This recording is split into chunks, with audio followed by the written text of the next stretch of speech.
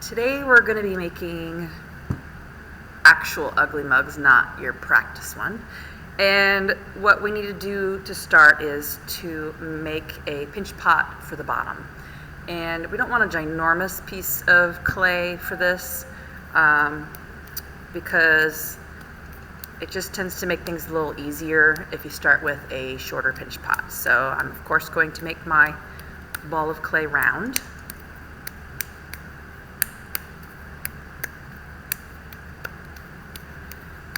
And I'm going to push my thumb in, just like we've done before. And I'm going to make kind of a wide open pinch pot. So instead of holding my thumbs more vertical to each other, I'm going to hold them out this way, kind of diagonal. That will help make the base of it wide enough to make a mug from it. And remember, we want to pinch the bottom of it thinner before we pinch the sides of it thinner. And we don't want our mug to be tippy, so once we get things thin enough, then that's when we're going to press it down. And we want to make sure we don't make it too thin because we don't want it to be too flimsy, but at the same time, if it's too thick, it's going to be an awfully heavy mug. And this is actually going to be somewhat functional when you're finished with it. I'm not going to worry about this top rim right now because I'm actually going to add coils to the top of it and build up, and that will eventually be camouflaged. It'll go away. I'm going to make my coils, and I don't start rolling the clay right away because the canvas will just dry it out as big as this piece of clay is right now. So instead, I'm going to squeeze and rotate the clay, making it closer to the size that I'm going to want the coil to be when it's finished.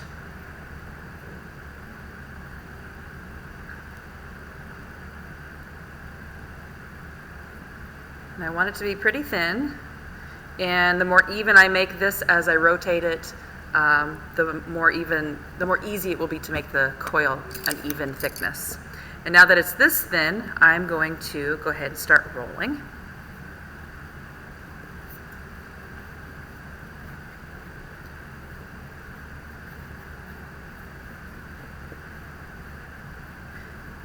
If I feel like it's a little bit dry, I can take just a tiny bit of water and rub that in until it's gone, and that ought to make it a better consistency, make it bend easier without doing much for cracking.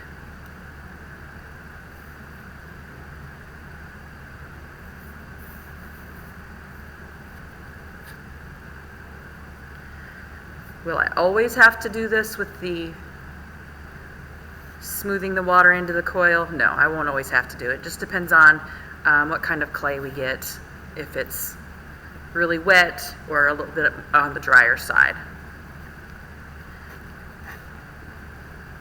So I have my coil, and in fact I think I'm going to roll a second coil before I go any farther. Remember, your coil, in case you're wondering why I'm saying coil, that's your rope of clay. And this piece of clay is a little bit softer. This is a nice one. I shouldn't have to use any water for this one.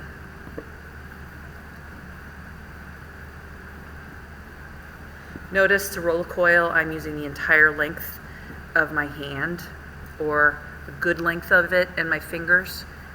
It's less likely to become a really bumpy coil, but for what we're doing right now, this process, the coil doesn't need to be perfectly round. So if you feel a little bit of that bump, bump, bump, bump, bump, bump as you roll, it's not a big deal.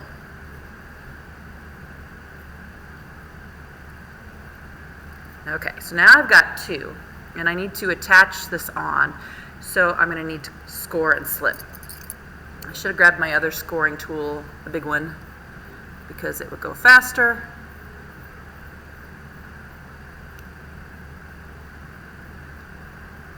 In fact, I think I'm going to go do that.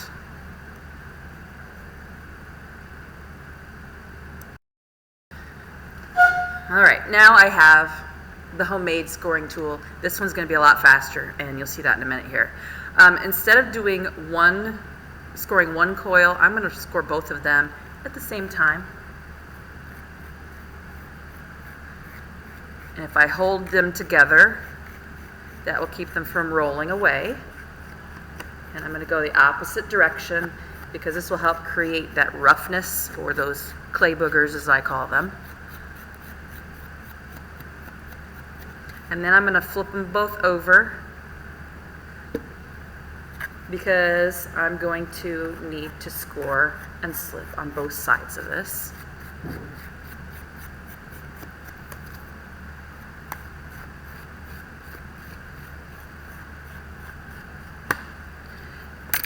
And it's time to slip. You can use a brush if you want to. Brush would be faster. In fact, I think I'll go grab a brush. I'm back with my brush. It's like magic. So I'm going to use my slip. Remember, slip is your mud. It works as glue to hold things together. So I want to get the whole surface slipped. And I'm going to do one of these coils.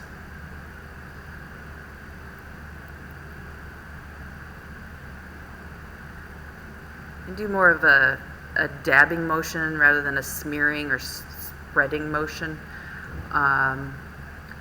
because I like to try to keep those rough spots rough. And I'm going to start adding this on. I'm going to take the end of this and kind of pinch it smoother or thinner, more like a wedge, because that'll help the coil slide up on top of there a little bit faster. And for this process, we can actually use a banding wheel. If you don't know what that is, ask me when you return to class, if you're watching this outside of class, and I will show it to you. I'm going to kind of press this down a little bit. I'm going to do this again. Make sure that I use plenty of it.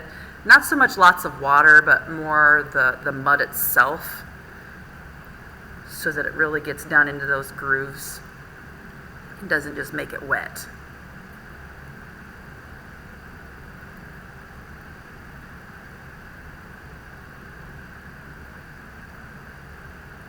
I think I need a refill on my slip. If at any point your slip ever needs to be refilled, just ask and I will tell you what to do.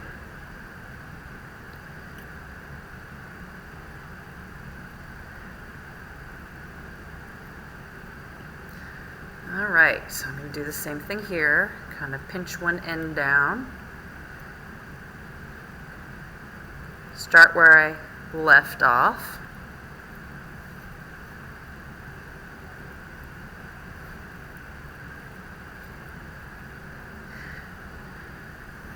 Use a little bit more of this just to make sure it's attaching well. Pinch the end down a little bit. Okay, now I want to give it a little pressure. I don't want to press so hard that the whole thing collapses and goes flat, but we need to make sure that it makes contact. Each coil makes contact with the layer below it and the layer above it, of course. And now I like to stop here, maybe at about 3 to 4 coils high. And that's because we need to reach in and smooth some things and also smooth on the outside.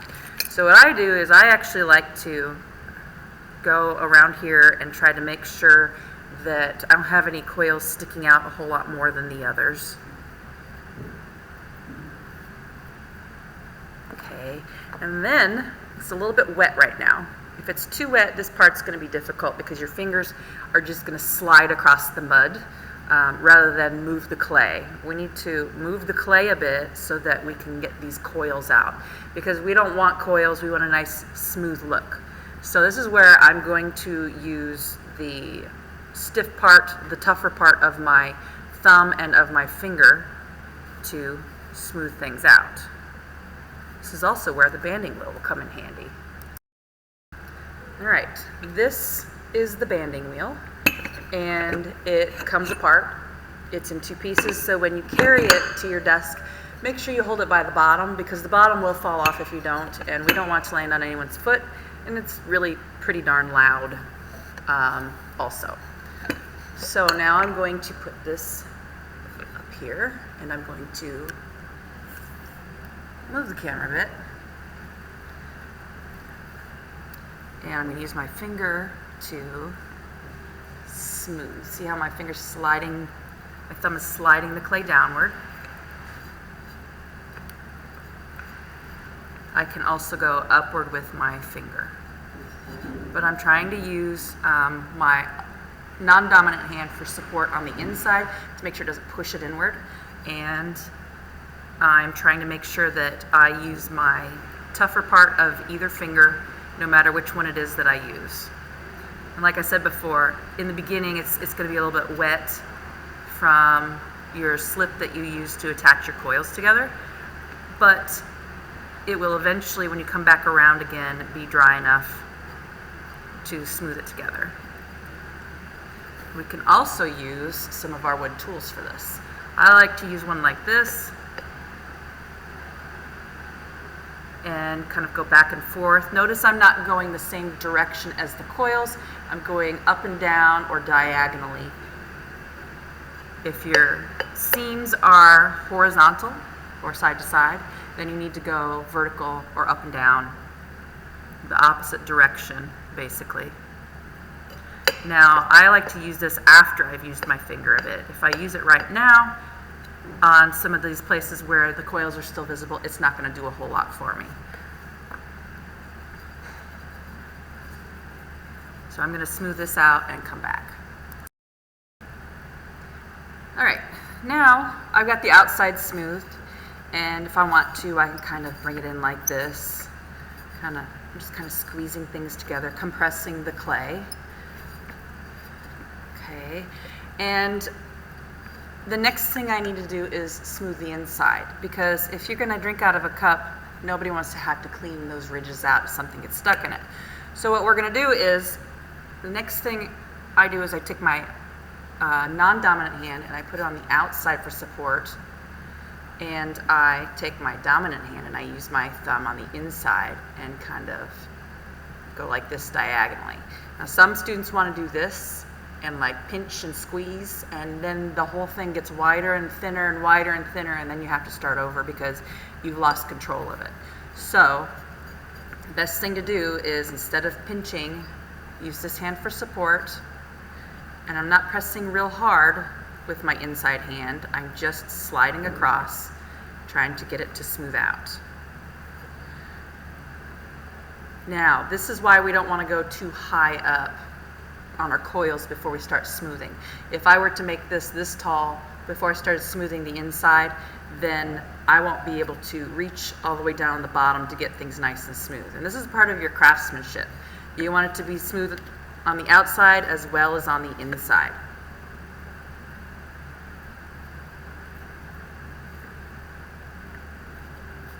And I'm going diagonally because that's what's more comfortable. My thumb's kind of going this direction. So I'm pressing a little bit against it with my outside hand so that my thumb is not allowing the clay to push outward. And yeah, you'll lose a little bit of your shape with this. It won't be quite as vertical. Mine's going more rounded. But once it's all smooth on the inside, then I can go in and I can adjust it. I'm going around the very bottom here, trying to make it just as nice as the outside. Can use a couple of fingers down here if I want to.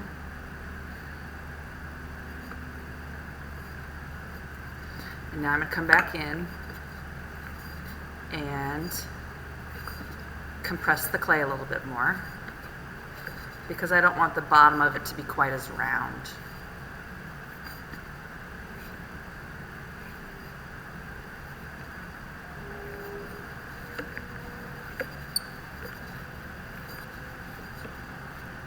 Okay, and now I can create more coils and add to the top. I've made my coil and I'm adding it to the top of the pot. I forgot to score both sides, so that means that now I have to go in and score the top as well as I go.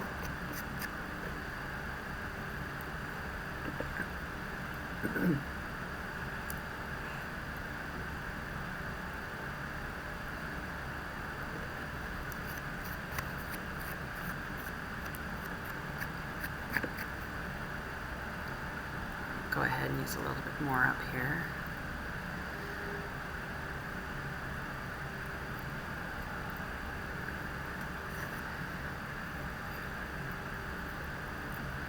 And I want to go as tall as, I'm going to say about 5 inches, so I have about 2 inches to go.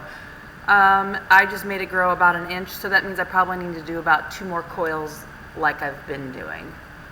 So I will keep working on this and you guys can go ahead and get started.